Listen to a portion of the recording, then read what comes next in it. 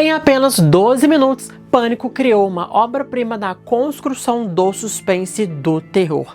A morte de abertura com Drew Barrymore não só reinventou o gênero slasher, como também escondeu histórias de bastidores que poucos conhecem. Desde a troca de atores, mudanças na caracterização do Ghostface, cenas censuradas, efeitos visuais e muito mais. Hoje vamos revelar todos os segredos da cena de abertura de Pânico no quadro Por Trás das Câmeras. Mas antes, deixa eu me apresentar para vocês, caso ainda não me conheçam. Meu nome é Breno Bicalho, sejam bem-vindos ao canal de terror Quarta Parede Investiga, onde eu trago curiosidades, rankings, teorias, revisito filmes, trago tretas do mundo do terror, conteúdos nostálgicos e muito mais. E se vocês já me conhecem, sejam bem-vindos de volta ao canal, então bora pro vídeo com as curiosidades dos bastidores da cena de abertura de Pânico.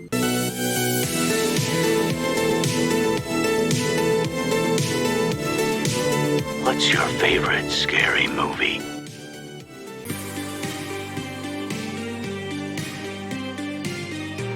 Originalmente, Drew Barrymore foi escalada para ser Sidney Prescott, a protagonista do filme, mas depois ela teve a ideia brilhante de interpretar Casey Becker como morte de abertura. Segundo a atriz, isso iria chocar o público, porque ninguém iria esperar que matassem uma atriz famosa no início do filme.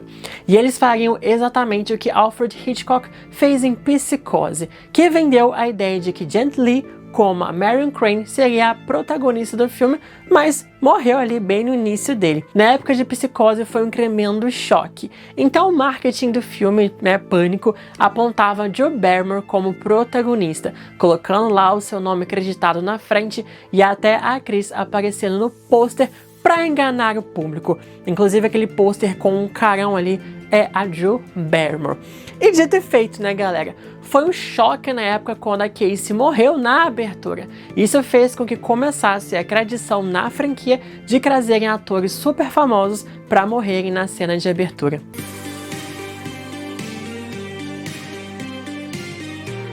Drew Barrymore filmou suas cenas em apenas 5 dias e eles construíram a casa de Casey Becker num vinhedo de 4.000 metros quadrados. E na casa eles resolveram colocar aquelas janelas bem grandes de vidro para dar a falsa sensação de segurança de que há o mundo lá fora e ela estava protegida, só que não. Para interpretar Casey Becker, a Drew Barrymore insistiu que as suas cenas fossem filmadas descalça, porque a sua participação era pequena e ela não gosta de usar sapatos. E também, galera, ela tava em casa, gente? Assim, quem fica andando de sapato em casa sozinho num dia e à noite? Só em novela mesmo que o povo fica arrumado em casa o dia inteiro, E você sabia que ela usou uma peruca pro papel? E o corte dessa peruca é baseado no corte de cabelo de Michelle Pfeiffer no filme Scarface, de 1983. Legal,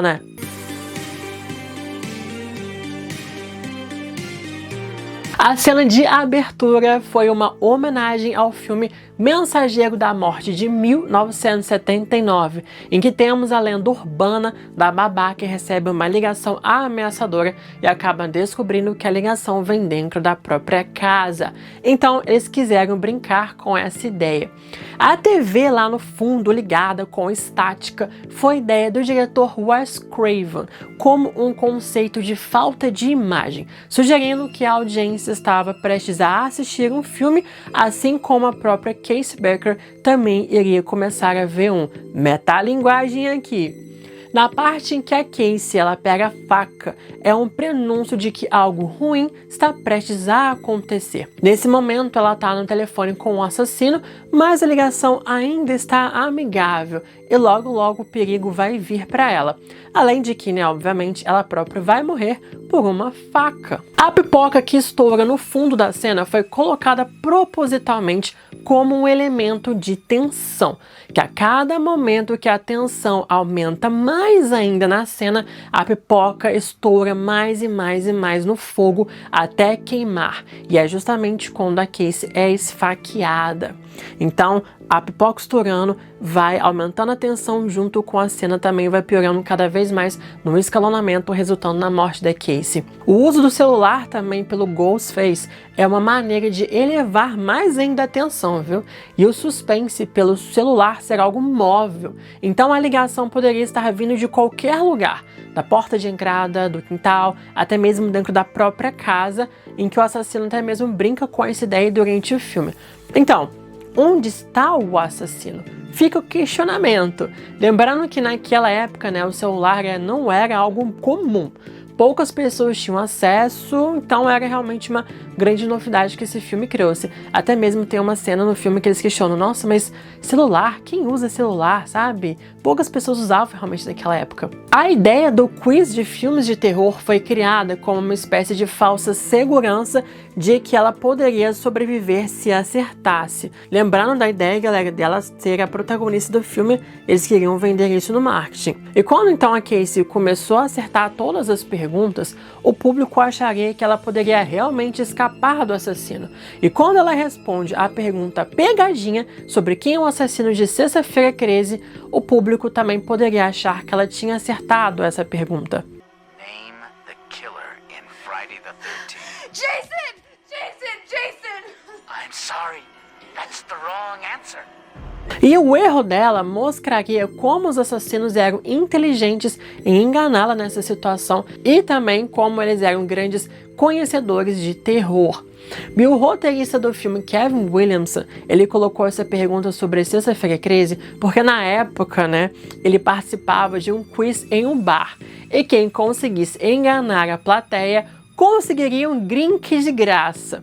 Então ele usou essa pergunta lá no quiz do bar, enganou todo mundo, conseguiu o drink, então ele percebeu que poderia enganar o público lá no filme de novo. E realmente muitas pessoas são enganadas com essa pergunta. E durante o ataque, né, quando o Ghostface quebra a janela, isso é um simbolismo da quebra da barreira. Não há mais nenhum tipo de segurança entre ela dentro da casa e o assassino que está lá fora. Agora ele pode entrar na casa.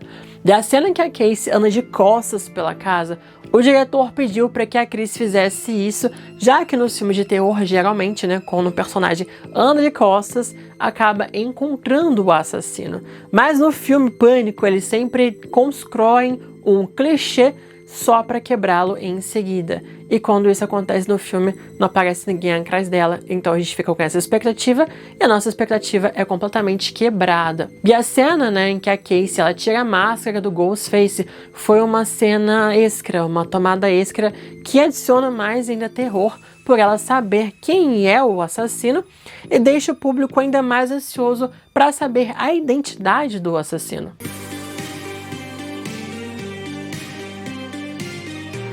Para a atuação da Drew Barrymore na cena, Wes Craven usou um método curioso de usar elementos-chave para a atuação dela. E para fazer ela chorar, ele usou uma história triste que a Chris contou antes de começarem as filmagens, de que ela tinha lido um artigo de jornal que um doguinho havia sido queimado vivo pelo dono. E como ela é uma grande ativista de causas animais, ela chorou só contando essa notícia. Então Wes usou essa informação para fazer ela chorar no set. E toda vez que ele precisava que a Chris trouxesse uma dramaticidade maior, chorasse em cena, ele dizia: Drew, estou acendendo o isqueiro. Aí ela lembra do doguinho e começava a chorar. Isso, galera, era acordado entre os dois, tá? A Drew Barrymore confiava muito no trabalho do Wes Craven, então era uma coisa que eles tinham em comum acordo para poder ajudar na atuação dela.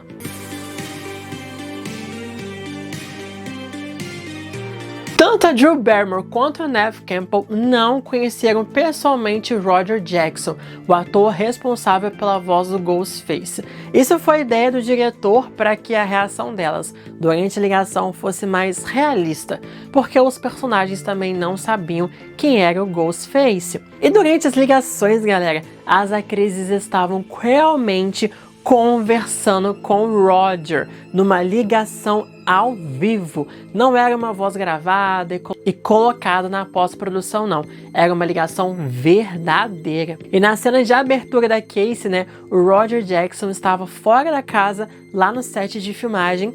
Ele estava escondido em algum lugar lá do quintal, no meio da chuva, já que estava chovendo durante a gravação. Isso criava mais suspense ainda. A voz está no estúdio. Eu não sei onde ele está. Estou recebendo uma ligação do assassino no filme, eu também não sei onde ele está. Então, para trazer mais veracidade à cena e reações mais chocantes e realistas da atriz. Muito legal, né? E como, galera, eles usavam telefone de verdade, numa linha de verdade que funcionava, alguém da equipe do filme esqueceu de desplugar o telefone em que a Drew Barrymore usou em cena, tentando ligar para a polícia. E numa madrugada, né, umas 3 da manhã, eles acabaram recebendo uma ligação da própria polícia perguntando quem eles eram, porque eles acharam que era realmente um assassino matando alguém. Porque enquanto eles estavam filmando a cena da Casey sendo morta, os policiais estavam lá escutando um barulho de gente morrendo. Então, o que está acontecendo? Aí eles tiveram que explicar que estavam filmando o filme, usaram uma linha de verdade, esqueceram de desplugar a linha nesse momento, pediram desculpas e tentaram resolver ali numa boa essa questão toda. Mas, nossa, que coisa, né?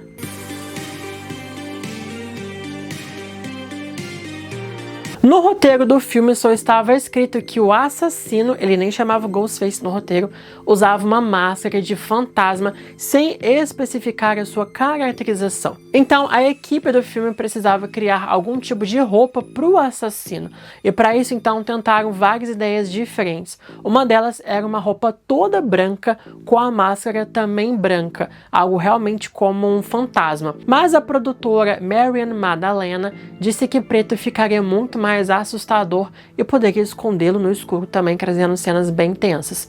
E também eles tiveram vários problemas com a máscara do Ghostface, galera. Vemos pelo menos 2 versões da máscara no filme, e a original, né, e a da Fan World. Até que, na busca pela máscara ali, eles acabaram encontrando uma que ficaram extremamente apaixonados, mas não podiam usar por conta dos direitos. Então Wes Craven, né, ele pediu para Greg Nicotero e Howard Berger, que trabalham na empresa de efeitos visuais do filme a KNB, para criarem uma máscara inspirada na da Fan World. Eles até filmaram algumas cenas do filme, incluindo a abertura com essa máscara, mas o diretor não gostou do resultado final. Até que o estúdio então, a Dimension Films, conseguiu um acordo de uso da máscara da Fan World e puderam usar ela no filme, que é justamente essa máscara que tem aqui no meu canal. Então, galera, o Wes Craven começou a usar a nova máscara, mas a máscara da KNB pode ser vista ainda no filme, principalmente na abertura ali e na cena de morte do diretor Himbre. Eu particularmente acho a máscara da KNB um pouco feia, e vocês?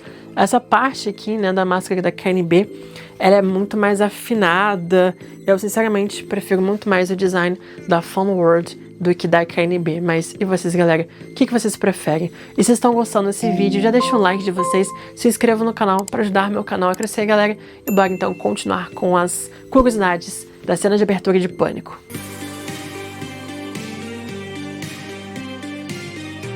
Originalmente, Wes Craven removeu a parte em que a Casey Becker comenta que o primeiro filme de A Hora do Pesadelo é o único bom e o resto era uma porcaria. Nightmare on Elm Street. Is that the one where the guy had knives for fingers? Yeah, Freddy Krueger. Freddy, that's right.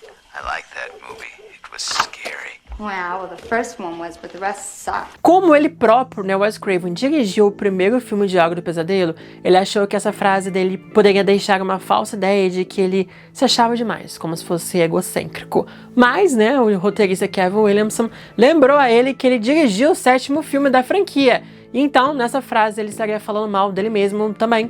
Então, o diretor voltou para essa frase no filme, além, obviamente, né, de usar uma metalinguagem e mostrar que os personagens estavam cientes ali de que os filmes de terror existiam naquele universo.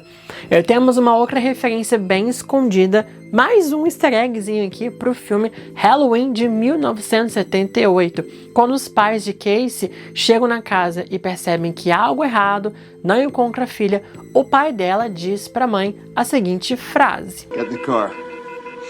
Drive down to the Mackenzies.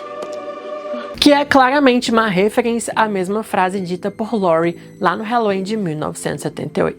I want you to go down the street to the Mackenzie's house. I want you to tell them to call the police. E que inclusive lá em Halloween H20 temos uma outra frase também, dessa vez da Laurie referenciando os Becker. I want you to drive down the street to the Beckers. Galera, eu amo demais quando dois filmes assim, ou duas franquias se referenciam de alguma forma. Temos isso várias vezes. E se vocês querem que eu traga um vídeo aqui pra vocês de várias referências entre A Hora do Pesadelo e Evil Dead, é muito legal, galera. Eu posso trazer um vídeo pra vocês.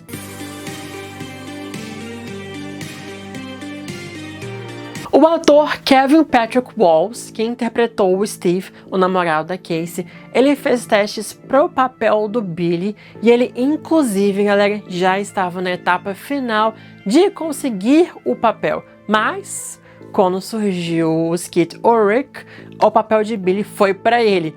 E como uma espécie de recompensa, né, deram para ele o papel do Steve. Coitado, entrou e saiu calado. E para a morte dele, então, do Steve, a KNB criou uma cadeira sem encosto. O ator ficava ajoelhado atrás da cadeira e somente a sua cabeça e os braços ficavam à mostra. Mas para o seu torso, né, e as suas pernas, eles criaram um modelo anatômico do ator, uma espécie de boneco ali, e colocaram sentado na cadeira e as partes reais do ator e do modelo, né, do boneco pareciam uma só, meio que se encaixando perfeitamente ali naquela cadeira. O abdômen falso do boneco era preenchido de borracha, látex e pedaços de gelatina com sangue falso para simular os órgãos internos. E assim que eles abrissem o abdômen, né, o intestino falso então poderia pular livremente nessa cena. E para o corpo da Casey pendurado na árvore, usaram uma técnica semelhante, né? Eles simplesmente criaram um boneco de corpo inteiro da Drew Barrymore e penduraram numa árvore porque, obviamente, não iam fazer isso com a Chris, né?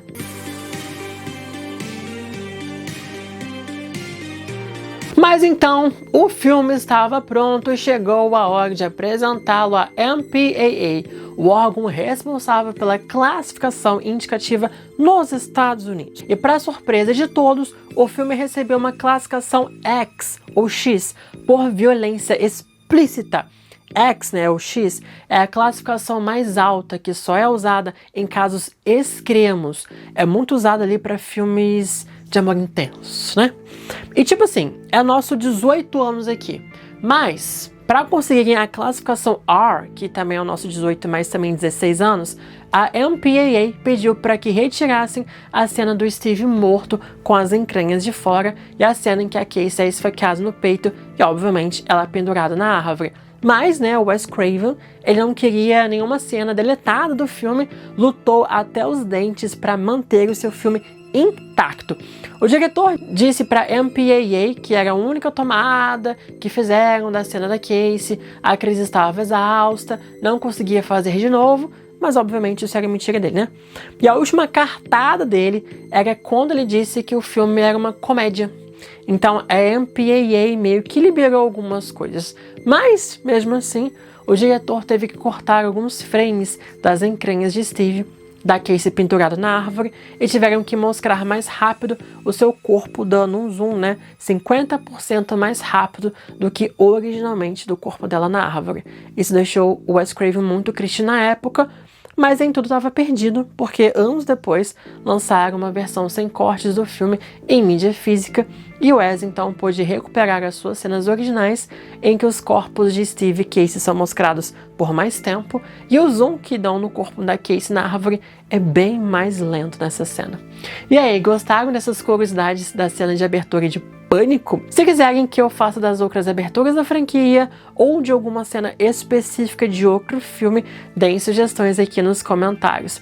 Dê um like então no vídeo, galera, e se gostaram desse tipo de conteúdo, se inscrevam no canal para ajudarem o meu trabalho, e se quiserem saber curiosidades dos bastidores da melhor cena de perseguição dos temas de horror, vou deixar o vídeo aqui para vocês.